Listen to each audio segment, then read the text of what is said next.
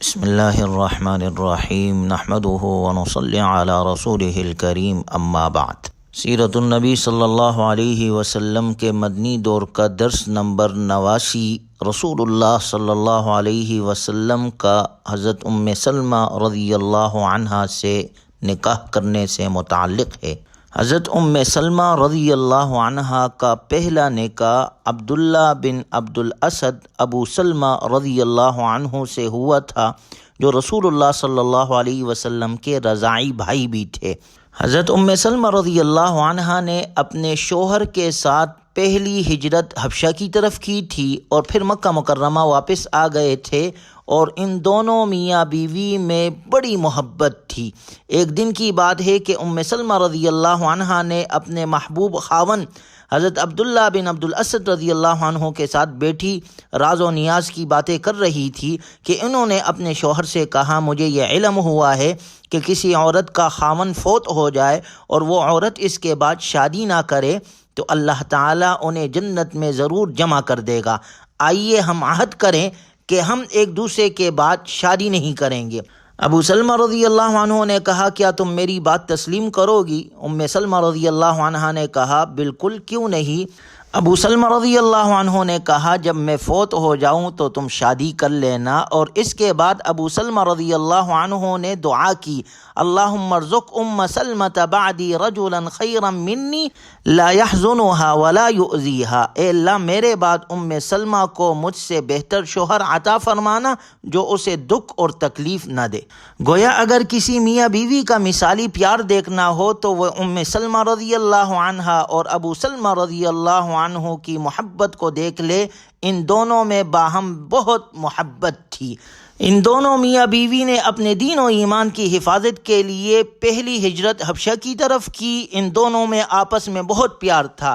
پھر واپس مکہ مکرمہ آئے۔ جب مدینہ منورہ کی طرف ہجرت فرض ہو گئی تو یہ دونوں پھر روانہ ہوئے، لیکن سلمہ رضی اللہ عنہا کے خاندان والوں نے ان کو روک لیا، بچہ الگ کر لیا، اور ابو سلمہ رضی اللہ عنہ اکیلے مدینہ المنورہ کی طرف روانہ ہو گئے۔ گویا اس طرح شوہر، بیوی اور بیٹا یہ تینوں ایک دوسرے سے جدا ہو گئے۔ حضرت سلمہ رضی اللہ عنہا مکہ المکرمہ سے نکل کر دن بھر مقام ابطح میں بیٹھی اپنے شوہر اور بچے کے غم میں روتی رہتی۔ ان کے خاندان والوں کو ان پر ترس آیا، ان کا بچہ ان کو دے دیا، اور سلمہ رضی اللہ عنہا اکیلے مکہ المکرمہ سے مدینہ المنورہ کی طرف ہجرت کے لیے روانہ ہوئی، اور مدینہ المنورہ میں جا کر اپنے ایمان کی حفاظت کے لیے اپنے شوہر کے پاس جا کر پہنچ گئی۔ مورخین نے لکھا ہے کہ سب سے پہلے مدینہ المنورہ ہجرت کرنے والے خواتین میں حضرت سلمہ رضی اللہ تعالی عنہا ہی ہے۔ چنانچہ اس کے بعد غزوہ احد میں ابو سلمہ رضی اللہ عنہ نے بڑی بے جگری کے ساتھ اور شوق شہادت میں سرشار ہو کر قتال میں حصہ لیا۔ اس موقع پر ان کو بہت گہرا زخم لگا تھا جو کچھ دنوں میں ٹھیک ہو گیا تھا، اور ابو سلمہ رضی اللہ عنہ صحت یاب ہو گئے تھے۔ رسول اللہ صلی اللہ علیہ وسلم نے ان کو بنو اسد سے جہاد کرنے والی جماعت کا امیر بنا کر بھیجا۔ اس جنگ میں ان کا پرانا زخم پھر ہرا ہو گیا اور اس میں شدید تکلیف پیدا ہو گئی، اور اسی زخم کی وجہ سے انہوں نے شہادت کی موت پائی۔ انتقال کے وقت رسول اللہ صلی اللہ علیہ وسلم ان کے پاس تشریف فرما تھے۔ آپ علیہ الصلاۃ والسلام ہی نے اپنے دست مبارک سے ابو سلمہ رضی اللہ عنہ کی آنکھیں بند کی اور ان کی مغفرت اور رفع درجات کی دعا کی، اور یہ بھی عرض کیا کہ اے اللہ، ان کی جگہ آپ ہی ان کے پسماندگان کی نگرانی اور سرپرستی فرمائے۔ حضرت سلمہ رضی اللہ عنہا کے لیے ان کے شوہر کی وفات بڑا حادثہ تھا۔ وہ اپنے شوہر کو بے مثال شوہر سمجھتی تھی، اور ان کے بعد ان سے بہتر یا ان جیسے شوہر کے ملنے کی امید نہ تھی۔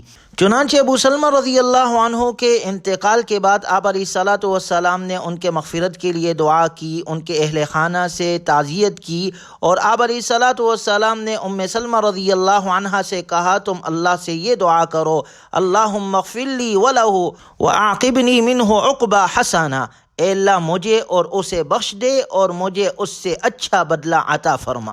اور حضرت سلمہ رضی اللہ تعالی عنہا سے ہی روایت ہے، فرماتی ہے کہ رسول اللہ صلی اللہ علیہ وسلم نے فرمایا، من اصابتہ مصیبت فلیقل انا للہ وانا الیہ راجعون، اللہم اجرنی فی مصیبتی واخلف لی خیرا منہا۔ آپ صلی اللہ علیہ وسلم نے فرمایا جس شخص کو کوئی مصیبت پہنچے تو وہ یہ کہے بلا شبہ ہم اللہ کے لیے ہے اور اسی کی طرف لوٹ کر جانے والے ہیں۔ اے اللہ مجھے میری اس مصیبت میں اجر عطا فرما اور جو چیز مجھ سے لے لی گئی ہے اس کے بجائے اس سے بہتر مجھے عطا فرما۔ تو اللہ تعالیٰ اس چیز کے بجائے اس سے بہتر ضرور عطا فرمائے گا۔ حضرت ام سلمہ رضی اللہ عنہ خود فرماتی ہے کہ جب میرے شوہر ابو سلمہ رضی اللہ عنہ وفات پا گئے تو میں مذکورہ دعا پڑھتی تھی۔ میں جب بھی اس کلمے پر پہنچی کہ مجھے اس کا نعم البدل عطا فرما تو میرے دل میں یہ خیال گزرتا تھا کہ بھلا ابو سلمہ رضی اللہ عنہ سے بہتر کون ہو سکتا ہے۔ جب ان کی عدت مکمل ہو گئی تو حضرت ابوبکر رضی اللہ عنہ نے شادی کا پیغام بھیجا، لیکن ام سلمہ رضی اللہ عنہ نے رضامندی کا اظہار نہ کیا۔ پھر حضرت عمر رضی اللہ عنہ نے شادی کا پیغام بھیجا تو ام سلمہ رضی اللہ عنہ نے ان کا پیغام بھی قبول نہ کیا۔ اس کے بعد رسول اللہ صلی اللہ علیہ وسلم کے جانب سے پیغام بھیجا گیا تو انہوں نے کہا مرحبا برسول اللہ و برسولہ، اللہ کے رسول صلی اللہ علیہ وسلم اور ان کے قاصد کو خوش آمدید۔ سیدہ ام سلمہ رضی اللہ عنہا نے پیغام رسا سے یہ کہا رسول اللہ صلی اللہ علیہ وسلم کو یہ بتا دینا مجھ میں 3 خصلتیں ہیں جن کی بنا پر آپ علیہ الصلاۃ والسلام کی زوجیت کے قابل نہیں۔ نمبر 1، مجھ میں غیرت کا جذبہ بہت شدید ہے، یعنی دوسرے امہات المؤمنین کے ساتھ میری گزر بسر کس طرح ہوگی، اور دوسرے نمبر پر کہ میرے کئی بچے ہیں، اور تیسرے نمبر پر میرے اولیاء میں سے کوئی موجود نہیں جو نکاح کے وقت میرا سرپرست ٹھہرے۔ مطلب یہ تھا کہ ان وجوہات سے رسول اللہ صلی اللہ علیہ وسلم کے حقوق کی ادائیگی میں کہیں کوتاہی نہ ہو جائے۔ چنانچہ جب قاصد نے رسول اللہ صلی اللہ علیہ وسلم کو اس ساری صورتحال سے آگاہ کیا تو آپ صلی اللہ علیہ وسلم نے ام سلمہ رضی اللہ عنہا کو یہ جواب بھیجا تمہارا یہ کہنا کہ مجھ میں غیرت کا جذبہ بہت شدید ہے، دیگر ازواج سے گزارا مشکل ہے، تو میں اللہ تعالیٰ سے دعا کروں گا وہ تمہارا یہ جذبہ ختم کر دے، اور تمہاری یہ بات کہ میں بال بچے دار ہوں تو تمہارے بچوں کی کفالت میرے ذمے ہے، اور تمہارا یہ قول کہ تمہارا کوئی سرپرست موجود نہیں تو تمہارے جتنے بھی غائب اور موجود ولی ہے کوئی بھی تمہاری اور میری شادی ناپسند نہیں کرے گا۔ ایک روایت میں ہے کہ ام سلمہ رضی اللہ عنہا نے عرض کی میں ادھیڑ عمر ہوں، میری عمر زیادہ ہے، تو آپ علیہ الصلاۃ والسلام نے جواباً فرمایا وَأَمَّا السِّنُّ فَأَنَا أَكْبَرُ مِنْكِ، رہی عمر کی بات تو میں تم سے بڑا ہوں۔ چنانچہ اس کے بعد ام سلمہ رضی اللہ عنہا نے اپنے بیٹے عمر بن ابی سلمہ رضی اللہ عنہ سے کہا اٹھو اور رسول اللہ صلی اللہ علیہ وسلم سے عقد کا انتظام کرو۔ چنانچہ انہوں نے اپنی والدہ کی شادی رسول اللہ صلی اللہ علیہ وسلم سے کر دی۔ ایک روایت میں ہے کہ ام سلمہ رضی اللہ عنہا کے نکاح میں ولی کی ذمہ داری ان کے بیٹے سلمہ بن ابو سلمہ رضی اللہ عنہ نے ادا کی، اور بعض حضرات نے یہ بھی ذکر کیا ہے کہ حضرت عمر ابن خطاب رضی اللہ عنہ پیغام نکاح لائے اور انہوں نے ہی ولایت کی ذمہ داری نبھائی۔ چنانچہ اس طرح سیدہ ام سلمہ رضی اللہ تعالی عنہا سن 4 ہجری میں رسول اللہ صلی اللہ علیہ وسلم کی زوجیت میں آئی اور امہات المؤمنین کا لقب اللہ نے انہیں عطا کیا۔ حضرت ام سلمہ رضی اللہ تعالی عنہا بہت ذہین اور فہیم تھی، اللہ تعالی نے تفقہ فی الدین سے بھی خوب نوازا تھا۔ صلح حدیبیہ کے موقع پر جب یہ طے ہو گیا کہ رسول اللہ صلی اللہ علیہ وسلم اور صحابہ کرام رضی اللہ عنہم اجمعین اس سال تو واپس چلے جائیں اور آئندہ سال عمرے کے لیے آنا چاہے تو آ سکتے ہیں، آپ صلی اللہ علیہ وسلم اور صحابہ کرام رضی اللہ عنہم اجمعین سب عمرے کا احرام باندھے ہوئے تھے۔ واپسی کے لیے احرام سے نکلنا اور اپنی ہدی کے جانور کو ذبح کرنا ضروری تھا۔ رسول اللہ صلی اللہ علیہ وسلم نے صحابہ کرام رضی اللہ عنہم اجمعین کو احرام سے نکلنے یعنی اپنی ہدی کے جانوروں کو ذبح کرنے اور سر منڈوانے کا حکم دے دیا۔ یہ کام صحابہ کرام رضی اللہ عنہم اجمعین کے لیے بڑا شاق اور گراں تھا۔ ان کے دل کسی طرح عمرے کیے بغیر احرام کھولنے کے لیے آمادہ نہ ہوتے تھے۔ آپ نے اپنے خیمے میں آ کر صحابہ کرام رضی اللہ عنہم اجمعین کی اس حالت اور اس پر اپنی ناگواری کا اظہار ام سلمہ رضی اللہ عنہا سے کیا۔ ام سلمہ رضی اللہ عنہا نے عرض کیا، اللہ کے رسول، آپ خیمے سے باہر تشریف لے جائے اور اپنے ہدی کا جانور ذبح کر کے اور بال منڈوا کر احرام سے نکل جائے۔ آپ نے باہر آ کر ایسے ہی کیا۔ صحابہ کرام رضی اللہ عنہم اجمعین نے جب آپ علیہ الصلاۃ والسلام کا یہ عمل دیکھا تو سب نے اپنے جانور ذبح کیے، بال منڈوائے اور احرام کھول دیے۔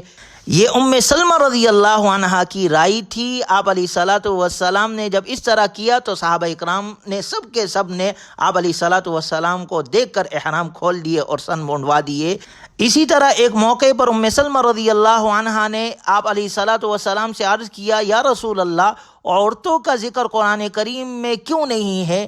ان کی اس طلب اور اس خواہش پر یہ آیت مبارکہ نازل ہوئی، ان المسلمین والمسلمات والمؤمنین والمؤمنات والقانتین والقانتات والصادقین والصادقات والصابرین والصابرات والخاشعین والخاشعات والمتصدقین والمتصدقات والصائمین والصائمات والحافظین فروجهم والحافظات والذاکرین اللہ کثیرا والذاکرات اعد اللہ لهم مغفرۃ واجرا عظیما۔ اس آیت مبارکہ میں اللہ تبارک و تعالی نے ایمان والے مردوں اور ایمان والی عورتوں کے لیے الگ الگ صیغے استعمال کیے۔ مستقل طور پر عورتوں کا الگ ذکر کیا کہ روزہ رکھنے والے مرد، روزہ رکھنے والی عورتیں، مسلمان مرد، مسلمان عورتیں، صبر کرنے والے مرد، صبر کرنے والی عورتیں، اللہ تعالیٰ کا کثرت سے ذکر کرنے والے مرد ہو یا ذکر کرنے والی عورتیں، ان سب کے لیے اللہ نے مغفرت اور شاندار اجر تیار کر رکھا ہے۔ گویا ام المؤمنین سیدہ ام سلمہ رضی اللہ عنہا نے علم و حکمت کی ترویج میں نمایاں کردار ادا کیا اور اسلامی تعلیمات کی روشنی پھیلانے میں دوسرے راویوں کے ہمراہ بھرپور حصہ لیا۔ ان سے 378 مرفوع احادیث مبارکہ مروی ہے۔ ہجرت مدینہ منورہ کے بعد امہات المؤمنین میں سے سب سے پہلے سیدہ زینب رضی اللہ عنہا نے اور سب سے آخر میں سیدہ ام سلمہ رضی اللہ عنہا نے وفات پائی۔ اللہ تبارک و تعالی ہمیں اپنے نبی صلی اللہ علیہ وسلم سے سچی عقیدت اور محبت عطا فرمائے اور نبی صلی اللہ علیہ وسلم کے سنتوں کے مطابق اپنی بقیہ زندگی گزارنے کی توفیق عطا فرمائے۔ وآخر دعوانا الحمد للہ رب العالمین۔